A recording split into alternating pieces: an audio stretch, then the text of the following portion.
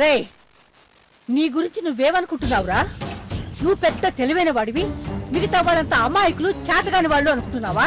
అలా అనుకుంటున్నానని నేను మీకు ఎప్పుడు చెప్పలేదే. ప్రత్యేకించి చెప్పక్కర్లేదు.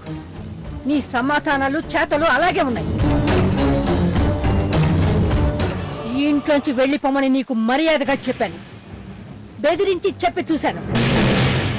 అయినా నువ్వు వెళ్ళడం లేదంటే ఏం చూసుకొని అంత మిడిచిపడుతున్నావు? నా మేనల్లుడు ఎమ్మెల్యే రాజశేఖర్కి భార్య అనే విషయం మర్చిపోయి సావిత్రితో మాట్లాడుతున్నావు. నేను సావిత్రితో మాట్లాడుతున్నందుకే మీకు నన్ను చంపేయాలన్నంత కోపం వస్తుంటే, నేను సావిత్రిని పెళ్లి చేసుకోకుండా చేసినందుకు మీ మీద నాకెంత కోపం రావాలి? ఆగండి పిన్ని.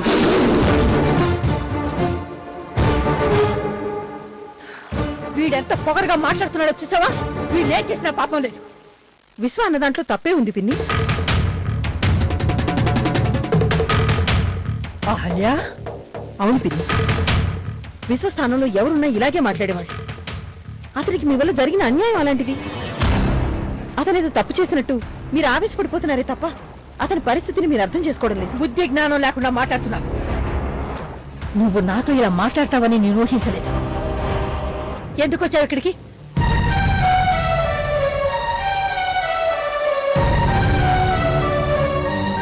నీకు ఇంట్లో వాళ్ళకన్నా బయట వాళ్ళే ఎక్కువైపోయారా? వాడిని సపోర్ట్ చేస్తూ వాడి ముందే నన్ను అవమానిస్తావా?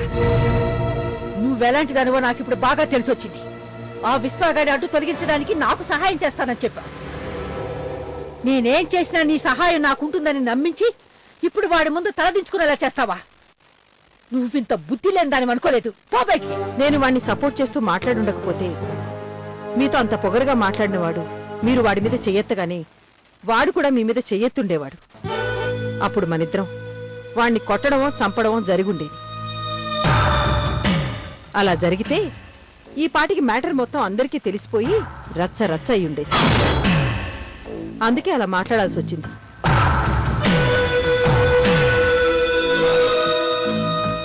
ఇంట్లో వాళ్ళందరూ తనకు అగేన్స్ట్ గా ఉన్నారని వాడు అనుకుంటే ఎప్పుడు వీలు పడితే అప్పుడు వాడి సావిత్రిని లేవదీసుకుపోయే ప్రమాదం ఉంది.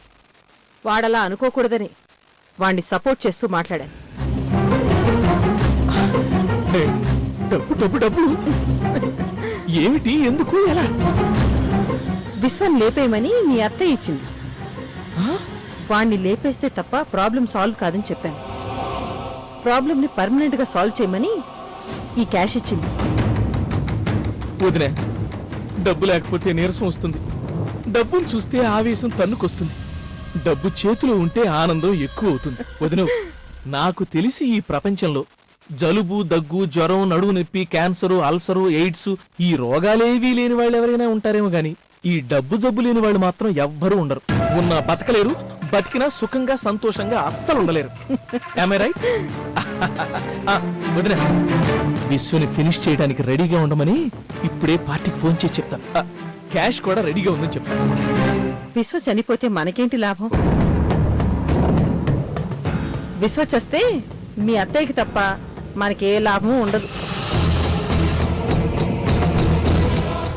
ఇన్ని బాధలు పడుతూ జీవితాన్ని నాశనం చేసుకుంటూ ఇలా బతకాల్సిన అవసరం నీకేముంది?